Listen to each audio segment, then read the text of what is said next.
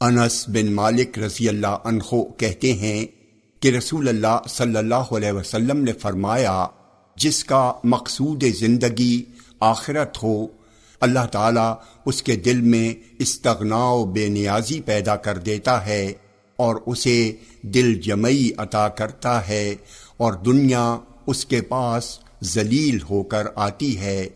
اور جس کا مقصود طلب دنیا ہو، اللہ تعالیٰ اس کی محتاجی اس کی دونوں آنکھوں کے سامنے رکھ دیتا ہے اور اس کی جمع خاطر کو پریشان کر دیتا ہے، اور دنیا اس کے پاس اتنی ہی آتی ہے جو اس کے لیے مقدر ہے۔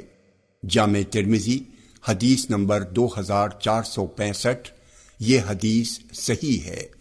ابو ہریرہ رضی اللہ عنہ سے روایت ہے کہ نبی اکرم صلی اللہ علیہ وسلم نے فرمایا، اللہ تعالیٰ فرماتا ہے، ابن آدم تو میری عبادت کے لیے یکسو ہو جا، میں تیرا سینہ استغنا و بے نیازی سے بھر دوں گا اور تیری محتاجی دور کر دوں گا، اور اگر تو نے ایسا نہ کیا تو میں تیرا دل مشغولیت سے بھر دوں گا اور تیری محتاجی دور نہ کروں گا۔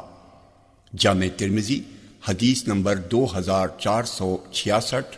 یہ حدیث صحیح ہے۔